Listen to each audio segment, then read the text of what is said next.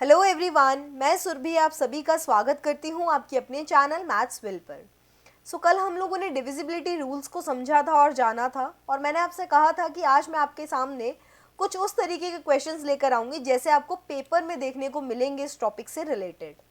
तो जिन भी बच्चों ने अभी तक टेलीग्राम चैनल ज्वाइन नहीं किया है, जल्दी से ज्वाइन कर लीजिए। डिस्क्रिप्शन बॉक्स में लिंक गिवन है, और साथ ही आप लोग सर्च भी कर सकते हैं मैथ्स विल बाय सुरभि, आपको इजीली चैनल मिल जाएगा।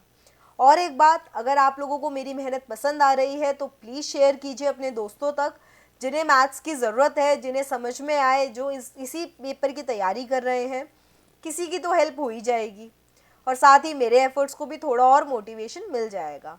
तो प्लीज़ शेयर कीजिए, सब्सक्राइब कीजिए, लाइक कीजिए, और अगर कोई सजेशन हो तो आप कमेंट बॉक्स में सजेशन भी दे सकते हैं।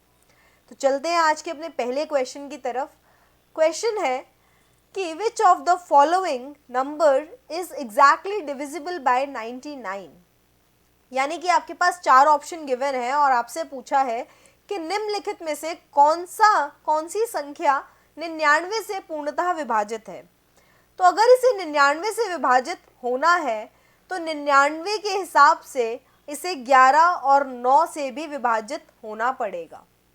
इतनी सी बात समझ में आई। ये मैंने कल आखिरी क्वेश्चन में आपको एक एग्जाम्पल देकर समझाया भी था कि अगर कोई नंबर 99 या 72 वाला, आपके पास, आपको याद हो कि मैंने आपको एग्जाम्पल दिया था कि अगर किसी नंबर को 72 से डिविजिबल होना है, 72 से विभाज्य होना है, तो उसे 8 और 9 से भी डिवाइड होना पड़ेगा। तो उसी प्रकार यहाँ पर है कि 99 से अगर विभाज्य होना है तो 11 और 9 से डिवाइड होना पड़ेगा। अब 11 और 9 के लिए हम क्या करेंगे, हम सबसे पहले इजी वाला अपना मेथड ढूंढेंगे। तो इजी यहाँ पे क्या है, 9। तो 9 के लिए हम क्या करेंगे, 9 से विभाजित होने वाली संख्याओं को ढूंढेंगे। तो 9 का डिविजिबिलिटी रूल, विभाज्यता का नियम क्या था, वो ये था कि सम ऑफ द डिजिट्स, यानी कि अंकों का योग अगर 9 से पूर्णतः विभाजित हो रहा है तो वो पूरा नंबर, वो पूरी संख्या 9 से विभाजित होगी। तो सबसे पहले 9 के हिसाब से देखें क्या है, अंकों का योग देखते हैं। एक और एक 2, 2 और 4 6, 6 और 3 9, 9 और 4 13, 13 और 5 18। यानी कि 18 9 से डिविजिबल है, 9 से विभाज्य है, तो इसका मतलब ये नंबर भी 9 से डिवाइड हो जाएगा। नेक्स्ट पे आते हैं, 1 और 3 4, 4 और 5 9, 9 और 7 16, 16 और 9 25, 25 और 2 27, 27 भी 9 का गुणज है, 27 भी 9 का मल्टीपल है, तो ये भी डिवाइड हो जाएगा। अब नेक्स्ट पे आते हैं, 7 और 2 9, 9 और 3 12, 12 और 7 19, 19 और 4 23, 23 और 3 26, 26 9 का गुणज नहीं है, 26 9 का मल्टीपल नहीं है, तो उस हिसाब से ये नंबर भी डिविजिबल नहीं होगा। नेक्स्ट पे आते हैं, 9 plus 8 17, 17 plus 2 19, 19 plus 7 26, 26 plus 4 30, 30 plus 9 39, 39 भी 9 से डिविजिबल नहीं है, तो ये भी 99 से भी डिविजिबल नहीं होगा। अब आपके पास सिर्फ 2 ऑप्शन बचे हैं जिनमें आपको 11 का डिविजिबिलिटी रूल लगाकर चेक करना है, ए और बी। पहले ए चेक करें। ए क्या कह रहा है, 1 1 4 3 4 5। 11 का डिविजिबिलिटी रूल था क्या, कल मैंने काफ़ी अच्छे से एक्सप्लेन किया था। जिसने अभी तक वो क्लास नहीं देखी है प्लीज़ देख लीजिए, और अभी भी मैं उसे 11 के डिविजिबिलिटी रूल को अच्छे से समझाऊंगी।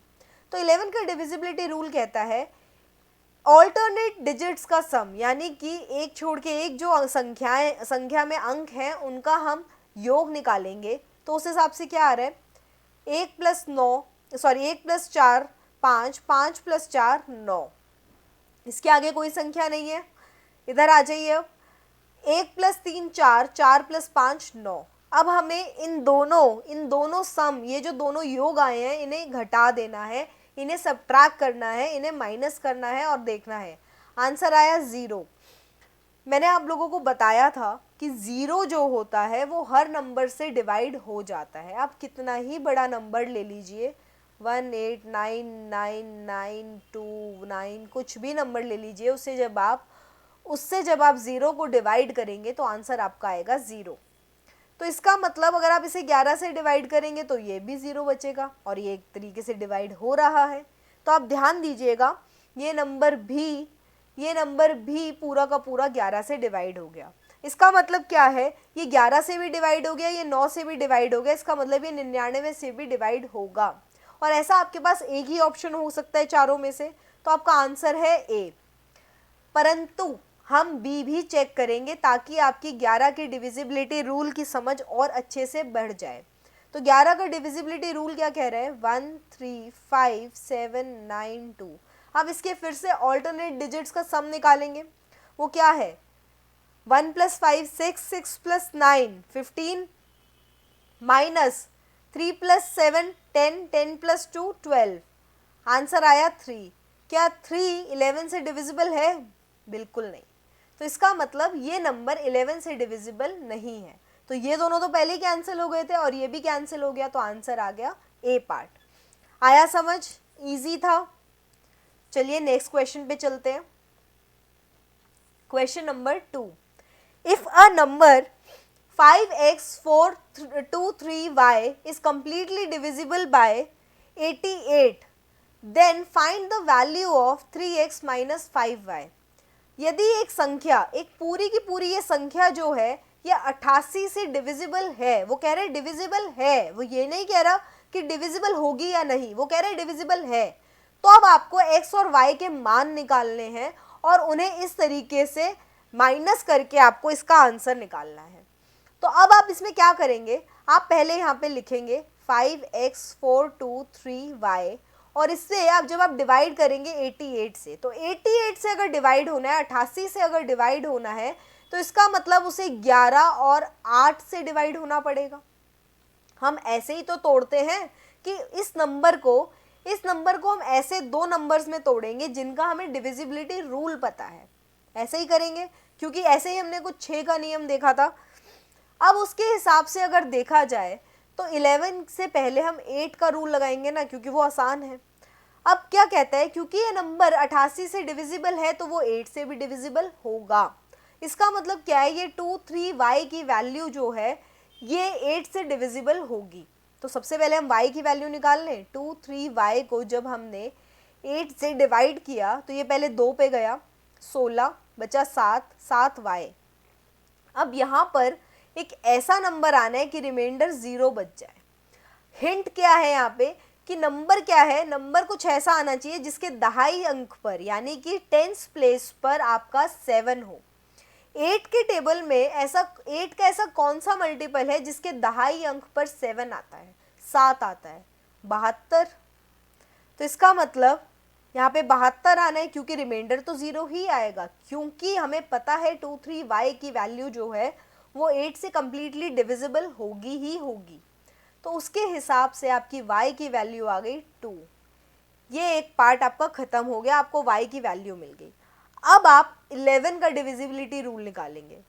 इस क्वेश्चन से आपको कुछ और चीज़ें भी देखने को समझने को मिलेगी, तो ध्यान दीजिएगा। यहाँ पर क्या कह रहा है कि 11 का डिविजिबिलिटी रूल क्या कहता है, कुछ ऐसा है 5x 4 2 3 और यहाँ 2 लिख दूँ y की वैल्यू। अब हमें क्या करना है, ऑल्टरनेट डिजिट का सम निकालना है और उसे माइनस करना है।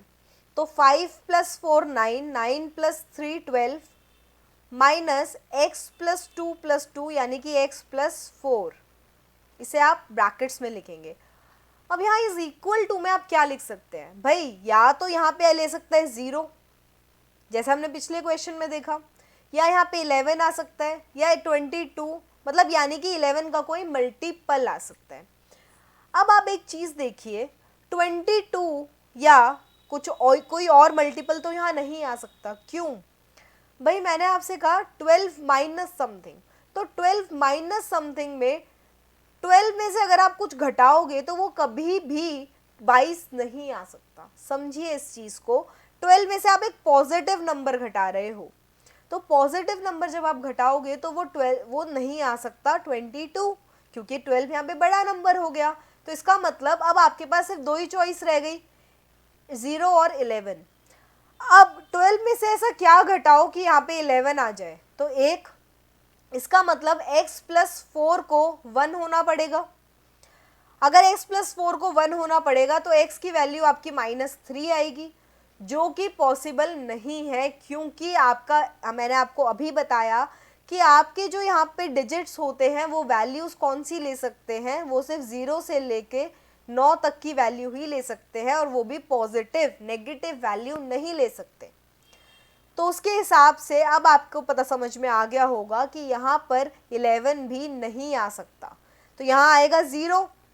तो उसके हिसाब से x की वैल्यू क्या आएगी, 12 is equal to x plus 4। मैं x प्लस 4 को वहाँ ले गई, तो यहाँ से x की वैल्यू आ गई आपकी 8, 4 यहाँ पे माइनस हुआ, आ गया 8।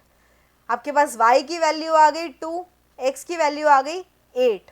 अब आप इसमें पुट कर सकते हैं, तो 3 इंटू एक्स यानी कि 3 इंटू 8 माइनस 5 इंटू 2, तो 24 माइनस 10 आपका आंसर आ गया 14, जो कि आपका पार्ट है सी पार्ट, और यही आपका आंसर भी है। इजी था, कुछ भी डिफिकल्ट नहीं लगा। ये वाला कंसेप्ट समझ में आया कि यहाँ 11 और 22 क्यों नहीं आ सकता था। नेक्स्ट चलते हैं क्वेश्चन नंबर 3 पर। अच्छा क्वेश्चन है ये, समझिएगा इसे। What is the product of largest and the smallest possible values of m? मैंने आपको अभी बताया कि कोई भी वेरिएबल जब आपके पास ऐसा गिवन हो कि ये नंबर 9 से कम्प्लीटली डिविजिबल है, ये नंबर 9 से विभाज्य है, तो इसका मतलब क्या है कि यहाँ पर जो भी वैल्यू आएगी m की वो 0 से लेके 9 तक ही आ सकती है, और वो भी पॉजिटिव, क्योंकि कोई भी नंबर आप ऐसा नहीं देखेंगे 6 माइनस 3, 7, 3 माइनस 3, 4 माइनस 3, ऐसा कोई भी नंबर पॉसिबल ही नहीं है। इतनी बात समझ में आई? तो इसका क्या मतलब है, यहाँ 0 से लेके 9 तक और एक ही डिजिट आ सकता है, 2 डिजिट नहीं आ सकती है। ये चीज़ समझ में आया? अब चलते हैं क्वेश्चन पर। क्वेश्चन क्या कह रहा है कि ये नंबर जो है ये कंप्लीटली डिविजिबल है 9 से, तो इसका क्या मतलब है कि इसका सम ऑफ द डिजिट्स भी 9 से डिविजिबल होगा। तो सम ऑफ द डिजिट्स निकालें, 6 plus 7 13 plus 6 plus 3 16 plus 4 20 plus 1 21, तो इसका मतलब 21 प्लस 3m जो है वो डिविजिबल होगा 9 से। अब हमें क्या निकालना है, हमें m की सबसे छोटी और सबसे बड़ी पॉसिबल वैल्यूज़ निकालनी है। हमारे पास ऑप्शंस हैं 0 to 9 यानी कि 10 ऑप्शन है। आप चेक कर सकते हैं या तो एक एक डालकर, या सबसे पहले हम स्मॉलेस्ट निकालने की टेक्निक सीख लेते हैं। स्मॉलेस्ट का क्या हिसाब है, 21 के जस्ट बाद, 21 के जस्ट बाद कौन सा ऐसा नंबर है जो 9 से डिविजिबल है, तो वो कौन सा नंबर है, 27। आप तो इसका मतलब क्या है, 21 प्लस 3m 27 होना चाहिए, 27 होना चाहिए। तो 3m क्या होना चाहिए, 6, तो m की वैल्यू यहाँ से आ गई 2। ये समझ में आया? ये यहाँ पे माइनस हुआ, 3m बचा, 3m की वैल्यू 6 आ गई और m की वैल्यू आ गई 2। और इससे पहले अगर आप डाल के भी देखेंगे यहाँ पे डिजिट, तो आप देखिए m की वैल्यू अगर आप 0 डालते हैं तो आंसर आता है 21, और 21 9 से डिवाइड नहीं होता है। अगर आप 1 डालते हैं तो आंसर आता है 24, और 24 भी 9 से डिविजिबल नहीं है। आप इसे अपनी रफ नोटबुक में चेक कर सकते हैं, और सेटिस्फाई बिल्कुल एश्योर होकर ही काम करिएगा, क्योंकि मैथ्स में आप प्रूफ कर सकते हैं हर चीज़ को। You do not need to put it as कि हाँ हमने मान लिया, नहीं, हमें कुछ मानने की ज़रूरत नहीं है, आप एश्योर होकर ही काम करिए।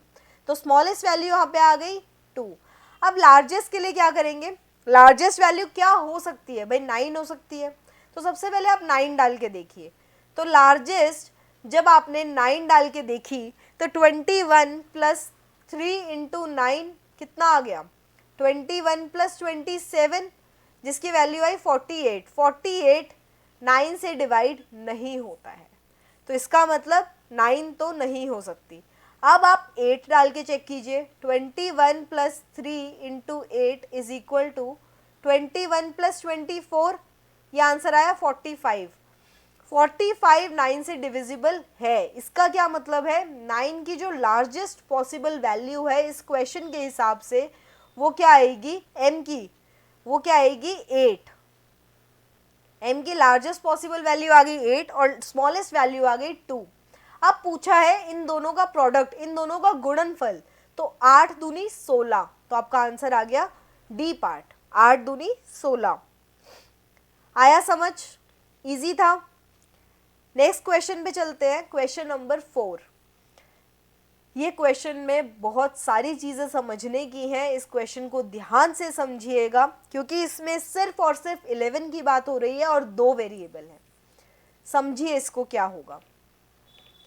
क्या बोला है कि ये एक जो नंबर है ये 11 से डिविजिबल है, ये 11 से डिविजिबल है और अब इसमें पूछा है a माइनस बी की लीस्ट वैल्यू क्या हो सकती है। पहले आप ये बताइए a माइनस बी जो है वो कितनी वैल्यूज ले सकता है। भाई एक तो 0 ले सकता है, ठीक है।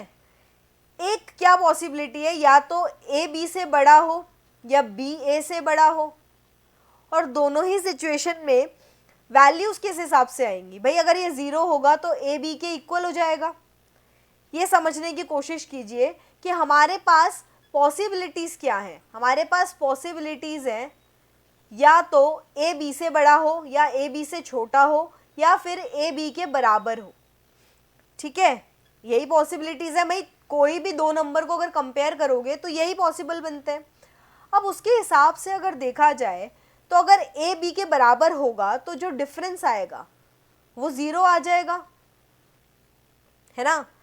अगर ए बी से बड़ा होगा, अगर ए बी से बड़ा होगा तो डिफरेंस क्या होगा, वो पॉजिटिव आएगा। और पॉजिटिव में क्या आ सकता है भाई, 0 से बड़ा क्या हो सकता है, सबसे छोटा नंबर, क्योंकि वो 11 से डिवाइड होना चाहिए, तो इसका मतलब वो 11 आ जाएगा।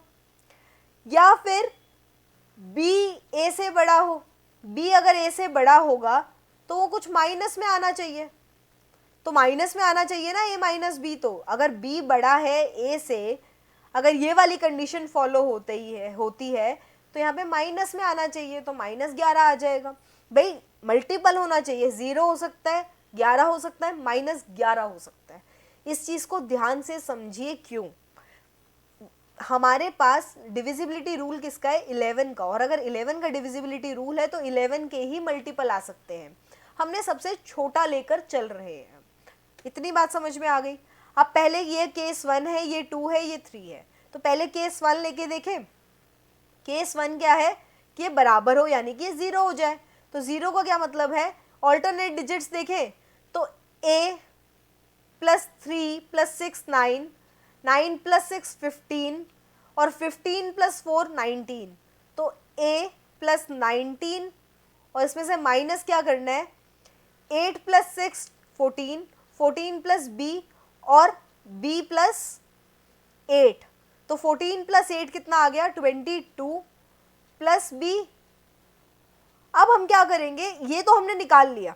अब हमें क्या करना है, इसको इज इक्वल टू, पहला केस क्या है, हम इसे इज इक्वल टू 0 पुट करेंगे। तो पहला केस जब हमने इज इक्वल टू 0 पुट किया तो हमारे पास क्या आंसर आता है, a plus 19 minus 22 minus B. ये माइनस ब्रैकेट के खुलते ही, इस वाले ब्रैकेट के बाहर है माइनस, तो इसके खुलते ही इनके साइंस भी चेंज हो जाएंगे। तो a minus B minus 3 is equal to 0। तो a माइनस बी की वैल्यू क्या आ गई, 3। ये आपका बन गया केस 1। अब केस 2 देखिए, जब a माइनस बी की वैल्यू 11 आ जाए। ये a माइनस बी बेसिकली है क्या, ये मैंने इस पूरे को a माना है और इस पूरे को b माना है फॉर टाइमिंग इस वाले पोर्शन में, या इसको हम छोटा a या फर्स्ट माइनस सेकेंड भी लिख सकते हैं, फर्स्ट माइनस सेकेंड कर लो ताकि इजीली समझ आए, ठीक है। तो अब यहाँ पे क्या है, सेकंड केस में क्या हो रहा है कि ये जो वैल्यू है ये 11 के बराबर हो जाएगी। तो क्या होगा, a plus 19 minus B plus 22 is equal to 11। तो उसके हिसाब से क्या आया, इतना तो यही बनेगा, a minus B minus 3 is equal to 11। तो a माइनस बी की वैल्यू क्या आ गई यहाँ पर, 14। ध्यान से देखिए, ये -3 है, ये वहां जाएगा प्लस हो जाएगा, तो ये आ गया दूसरा केस। अब तीसरा देख लेते हैं, जब -11 होगा। तो तीसरा केस यहाँ लिखते हैं, a plus 19 minus B plus 22 is equal to -11। तो a minus B minus 3 is equal to -11। तो यहाँ से a माइनस बी की वैल्यू क्या आ गई? -8। ध्यान से देखिएगा, ये -3 वहाँ जाके प्लस होगा, तो जब ये -11 प्लस 3 होगा तो ये हो जाएगा 8। आया समझ? ये हो गया -8। अब यहाँ से हमें बताना है कि न्यूनतम वैल्यू यहाँ पे इन तीनों केसेस में लीस्ट वैल्यू कौन सी आई है। a माइनस बी यहाँ से आया 3, यहाँ से आया 14 और यहाँ से आया -8। भाई माइनस का नंबर पॉजिटिव से आपका -100 जो है वो +1 से हमेशा छोटा होता है, तो उसके हिसाब से यह आंसर आ गया आपका -8। तो ये हो गया आपका आंसर। और ऑप्शन के लिहाज से भी अगर आप देखेंगे तो आपके बाकी दो नंबर गिवन ही नहीं है, बाकी दो नंबर गिवन ही नहीं है, -8 ही गिवन है, तो यही आपका आंसर भी है। ठीक है, चलिए अपने नेक्स्ट क्वेश्चन पे, क्वेश्चन नंबर 5। काफ़ी इंटरेस्टिंग क्वेश्चन है ये, समझिएगा इसको। आपसे बोला है कि लार्जेस्ट डिजिट ऐसा कौन सा है जो इस नंबर में लार्जेस्ट वैल्यू स्टार या एस्ट्रिक और हैश कौन सी लेंगे कि वो डिविजिबल हो जाए 40 के। ये समझ में आया? इसका मतलब क्या है कि ये जो अगर इसकी वैल्यू आ जाए तो ये नंबर 40 से डिवाइड होगा ही होगा। अब आप 40 को कैसे तोड़ेंगे? 40 को तोड़ने के दो तरीके हैं, या तो 5 और 8 ले लो या 4 और 10 ले लो, दोनों पॉसिबल है। लेकिन आप लेंगे कौन सा? यहाँ पे फिजिबल कौन सा है? यहाँ पे फिजिबल है 4 और 10। क्यों? क्योंकि यहाँ पे यूनिट प्लेस पे 0 है, तो आपके पास एक वैल्यू सीधी सीधी दिख रही है। वो क्या? कि अगर किसी भी नंबर को 10 के किसी मल्टीपल से डिविजिबल होना है तो उसके हिसाब से उसके लास्ट में भी 0 ही आना चाहिए। अगर 40 से डिविजिबल होना है तो इसका मतलब हैश की वैल्यू तो एनी हाउ हमेशा 0 ही रहेगी। तो इसका मतलब आपकी मुसीबत सिर्फ और सिर्फ यहाँ बच गई। लेकिन अगर आप 5 और 8 लेते तो आपके पास हैश की दो वैल्यूज आती। हैश की वैल्यू आपकी 5 और 8 के हिसाब से, 5 से देखते तो 5 की वैल्यू 5 या 0 हो सकती थी। ऑल्दो वो भी आसानी था कि आप उसमें 0 ही लेते, क्योंकि यहाँ पर आपको पता है कि अगर आप यहाँ पे 5 ले लेंगे तो ऐसा कोई नंबर नहीं है आपके नंबर सिस्टम में जो 8 से डिवाइड हो जाए और उसकी यूनिट डिजिट पर 5 आ जाए। समझ कर देखिए इस चीज़ को, मैंने क्या बोला कि ऐसा कोई नंबर नहीं है आपके नंबर सिस्टम में जिसके यूनिट प्लेस पर 5 भी आ जाए और फिर वो 8 से डिवाइड भी हो जाए। नहीं हो सकता, क्योंकि 8 के सारे गुणज, सारे मल्टीपल जो है वो इवन होंगे और 5 उन्हें ऑड बना रहा है। ये चीज़ आई समझ? हो आपका 8 और 5 से भी जाएगा, लेकिन ईजी आपका 4 और 10 से रहेगा। ठीक है, तो ये चीज़ समझ में आ गई। अब आपके पास मुसीबत रह गई एस्ट्रिक यानी कि आपके स्टार की। तो अब आपको क्या करना है, आप एक चीज़ देखिए 262684 स्टार और यहाँ 0 लिख दूँ, डिवाइडेड बाय 40 होना है, तो ये तो कट ही गया। अब इसका क्या मतलब है, इस नंबर, ये जो बाकी बचा नंबर है, इसे 4 से डिविजिबल होना पड़ेगा। तो अगर इसे 4 से डिविजिबल होना है तो इसके लास्ट के 2 डिजिट 4 से डिविजिबल होने चाहिए। आपके पास है 4 स्टार डिविजिबल बाय 4। ध्यान से देखिए, यहाँ एस्ट्रिक कितनी वैल्यूज ले सकता है भाई? 40 हो सकता है 4 से डिविजिबल, 44 हो सकता है और 48 हो सकता है। इसके अलावा तो ऐसा कोई नंबर नहीं है जिसके टेंस प्लेस पे 4 आ रहा हो और यूनिट प्लेस पे कोई ऐसा नंबर आए कि वो 4 से डिविजिबल हो जाए, है ना। अब क्वेश्चन का हिसाब देखिए, क्वेश्चन में पूछा है लार्जेस्ट डिजिट यानी कि सबसे बड़ा डिजिट। तो सबसे बड़ा क्या होगा? 0 नहीं हो सकता, 4 नहीं हो सकता, सबसे बड़ा डिजिट होगा 8। इसके हिसाब से आपकी स्टार की वैल्यू आ गई 8। आया समझ? काफ़ी इजी क्वेश्चन था ये, काफ़ी इजी था। जहाँ पे आपके पास लास्ट डिजिट पे, डिवाइज़र के लास्ट डिजिट पे 0 आ जाए तो आपकी ऐश है। क्यों? क्योंकि आपको पता है कि लास्ट डिजिट अगर यहाँ पे 0 है तो यहाँ पर भी 0 ही होगा कंप्लीटली डिविजिबल होने के लिए। तो अब इस हिसाब से हिसाब लगा लीजिए आपके पास कौन से ऑप्शन में आपको ये दोनों दिख रहे हैं साथ में, डी ऑप्शन में। तो यही आपका आंसर है। ओके, चलते हैं नेक्स्ट क्वेश्चन की तरफ। क्वेश्चन नंबर 6, ये भी अपने आप में एक अच्छा क्वेश्चन है और ये क्वेश्चन अभी तक एग्जामिनर का फेवरेट रहा है। समझिए इस क्वेश्चन में वो क्या कह रहा है। वो कह रहा है कि एक 5 डिजिट नंबर है 247XY, 247XY, और इसे डिविजिबल होना है 3, 7 और 11 से। एक चीज़ बताओ, अभी तक हम क्या कर रहे थे, 99 को हमने ऐसे नंबर्स में तोड़ा 9, 88 के साथ भी हमने यही किया 11 और 8। अब हमें जोड़ना है, अब हमें एक ऐसा नंबर निकालना है, सबसे छोटा ऐसा नंबर जो इन तीनों से डिवाइड हो जाए, तभी तो वो एक ऐसा नंबर होगा जो इन तीनों से डिवाइड हो जाए। तो वो कौन सा नंबर होगा, क्योंकि ये तीनों प्राइम नंबर्स हैं, अभाज्य संख्याएं हैं, तो इन तीनों का गुणनफल हो जाएगा जो होगा 231। अब हम क्या करेंगे, एक ऐसा नंबर ढूंढेंगे 5 डिजिट का जिसके पहले 3 नंबर ये होंगे और लास्ट के कुछ भी हो सकते हैं, लेकिन पहले 3 यही होंगे, और वो 231 से डिवाइड भी होता होगा, 231 से विभाज्य भी होगा। तो हम वो कैसे निकालेंगे, हम क्या करेंगे, x और y की मैक्सिमम वैल्यू कितनी हो सकती है। भाई x कितनी वैल्यू ले सकता है 0 से 9 तक, और y कितनी ले सकता है 0 से 9 तक। तो सबसे ज़्यादा वैल्यू क्या हो सकती है x और y की, 9 दोनों की। तो हम क्या करेंगे, सबसे बड़ा नंबर 24799 को हम 231 से डिवाइड करेंगे। क्यों करेंगे समझिएगा, जो भी रिमाइंडर इसमें बचेगा उसे हम जब इस डिविडेंड इसमें 24799 में से माइनस करेंगे तो हमारे पास 231 का एग्जैक्ट मल्टीपल आ जाएगा। देखेंगे कैसे। तो हमने पहले इसे 1 से गया 231, यहाँ बचा 6, यहाँ बचा 1, अब यहाँ आया 9, 0, यहाँ आ गया 99। ठीक है, ये डिवीजन सबको आती है।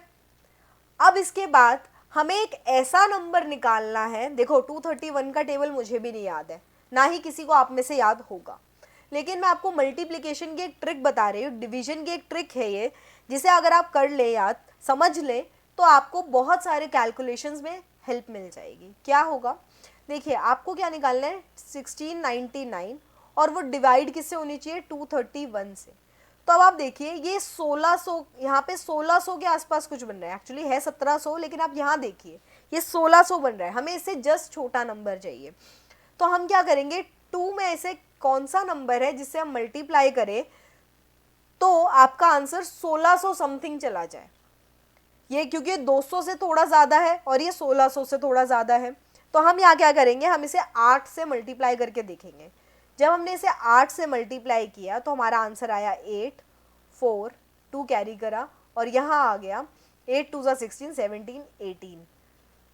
ये तो 1600 से, ये तो 1700 से बड़ा आ गया, ये इस नंबर से बड़ा नंबर आ गया, तो हम ये नहीं लेंगे। इसका मतलब है 231 को जब हम 7 से मल्टीप्लाई करके देखेंगे तो हमारे पास कुछ इसका नंबर आ जाएगा। तो 7, 1, 2 और ये 16, 1, 7 आ गया, तो 1617 आ गया वो नंबर। जब हमने इसे यहाँ लिखा तो हमारे पास रिमाइंडर बचा 82। भाई 82 रिमाइंडर आ सकता है, क्यों, क्योंकि वो 231 से छोटा है। तो उसके हिसाब से हमारा अब ऐसा कौन सा नंबर है जो 231 का मल्टीपल है, क्या करेंगे हम इस 82, इस 82 को इसमें से घटा देंगे। तो जब हमने 24799 में से 82 घटाया तो हमारे पास आ गया 24717, और यही हमारा रिक्वायर्ड नंबर है। तो जैसे ही हमने इस नंबर को इससे इक्वेट किया तो हमारे पास x की वैल्यू आई 1 और y की वैल्यू आई 7। उसके हिसाब से जब हमने इसमें यहाँ पुट किया तो हमारे पास वैल्यू क्या आ गई, 2 इंटू 7 माइनस 8 इंटू 1, तो आंसर आ गया हमारे पास 14 माइनस 8 इज इक्वल टू 6, और आ गया आंसर बी पार्ट। इस क्वेश्चन को दोबारा तिबारा पॉज करके देखना, बेशक दोबारा समझना, क्योंकि ये बहुत इंपॉर्टेंट क्वेश्चन है।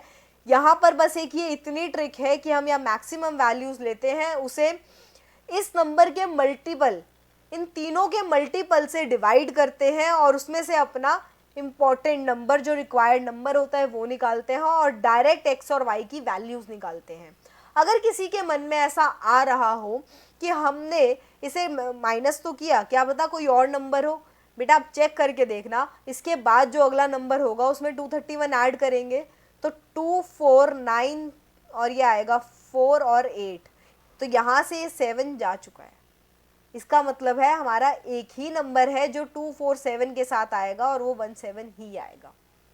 आया समझ में? कोई भी और डाउट हो आप मुझे बता सकते हैं कमेंट सेक्शन में, टेलीग्राम चैनल पर, लेकिन ये चीज़ आपको समझनी है क्योंकि एक इम्पॉर्टेंट क्वेश्चन है, ये शिफ्ट को मुश्किल बनाने के लिए डाला जाएगा। ओके, तो हमें मुश्किल वाले क्वेश्चंस के लिए भी तैयार रहना है। ओके, नेक्स्ट चलते हैं अपने आज के आखिरी क्वेश्चन पे। ये भी एक अपने आप में एक टाइप का क्वेश्चन है। इसमें क्या पूछा है, how many whole numbers are there between 244 and 332। 244 और 332 के बीच में ऐसी कितनी पूर्ण संख्याएं हैं जो 7 से पूर्णतः विभाज्य हैं। इसमें आपके दो कॉन्सेप्ट लगेंगे, डिविजिबिलिटी रूल का या डिवीजन का, और एपी का, अरिथमेटिक प्रोग्रेशन का। अगर आपको याद नहीं है तो याद कर लीजिए, बाकी मैं पूरी कोशिश करूंगी कि यहाँ पर आपको अच्छे से समझा दूँ। ठीक है, तो अब यहाँ पे क्वेश्चन क्या कह रहा है, ध्यान से समझिएगा। इसमें क्या कह रहा है कि how many whole numbers are there between 244 and 332। पहली बात तो हमारे पास एक नंबर की एक रेंज दे दी हमें कि 244 और 332 के बीच में ऐसे कितने नंबर हैं जो 7 से विभाज्य हैं। इसको मैं दो तरीके से कराऊंगी, एक एपी वाला मेथड और एक दूसरा मेथड है। जिसको एपी नहीं आती है वो दूसरे मेथड से भी कर सकता है। देखना कैसे, देखो 244 को जब आप 7 से भाग देते हो तो आपके पास क्या बचता है, 21 बचा 3, 34, 34 के हिसाब से 4 और यहाँ बच गया 28 और ये 6। भाई हमें क्या है, इसका मतलब क्या है कि ये 238 एक ऐसा नंबर है जो 7 से डिवाइड हो जाएगा। जब हमने 244 में से 6 को घटा दिया तो 238, 238 बचा, लेकिन वो हमारी इस रेंज में है ही नहीं। तो इसका मतलब इसका अगला नंबर कौन सा होगा जो 7 से विभाज्य होगा, +7 245, 245, जो कि इस रेंज में भी है। तो इसका मतलब हमारे पास पहला कौन सा नंबर होगा जो इस रेंज में भी होगा और 7 से विभाज्य भी होगा, वो होगा 245। अब हम 332 को 332 को 7 से डिवाइड करके देखेंगे। वो क्या कहता है, वो कहेगा 4, 28 बचा 5, 52, 7 और ये 49 और यहाँ बच गया आपके पास 3 रिमाइंडर। यानी कि अगर मैं इसको इसमें से माइनस कर दूं तो 329 एक ऐसा नंबर है जो इस रेंज में भी है और 7 से विभाज्य भी है। अब दूसरी चीज समझना ध्यान से, भाई ये किस पे गया, ये जो 245 था, ये जो 245 है, ये किस पे जा रहा है, ये 35 पे जा रहा है। 34 पे तो 238 जा रहा था। तो इसका मतलब क्या है, ये 35 से जब हम डिवाइड करते हैं और 7 आते हैं, यानी कि 7 × 35 ये होगा 245 और दूसरा 7 × 47 ये होगा 329। इसका मतलब आपके पास कितने ऐसे नंबर हैं जो 245 और 329 के बीच में आ रहे हैं। ध्यान से समझना, 35 से लेकर 47 तक कितने नंबर हैं। आप इसको इसमें से माइनस करेंगे तो आपके पास आएगा 12 और आप इसमें एक +1 करेंगे। क्यों करेंगे +1, क्योंकि आपने ये 35 वाला गिना ही नहीं। तो जब आप यहाँ +1 करेंगे तो आंसर आ गया 13।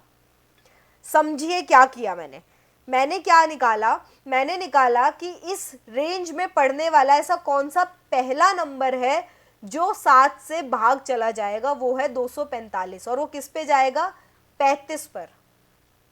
भाई जब आप क्या करते हैं, मैंने कहा 7 से लेके 70 तक कितने नंबर हैं जो 7 से विभाजित हो जाएंगे, तो आप क्या करते हैं, 7 लिया, 1 × 7 और 7 यहाँ पे क्या लिया, 7 × 10, तो आपने देखा ये 1 से लेके 10 तक यानी कि 10 नंबर है।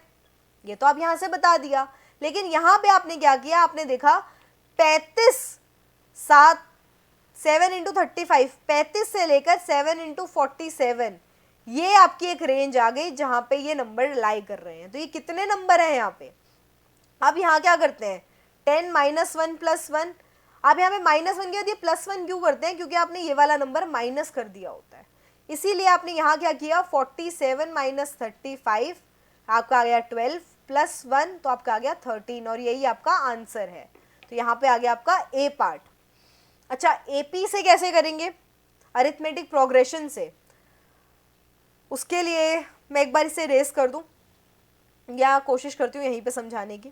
देखो, एपी में नंबर ऑफ टर्म्स का फॉर्मूला क्या होता है, last term AP is equal to first term plus last term यानी कि आखिरी टर्म जो है उसके निकालने का फॉर्मूला क्या होता है, पहली टर्म प्लस जितनी संख्याएं हैं उसका एक कम और इंटू डी यानी कि कॉमन डिफरेंस।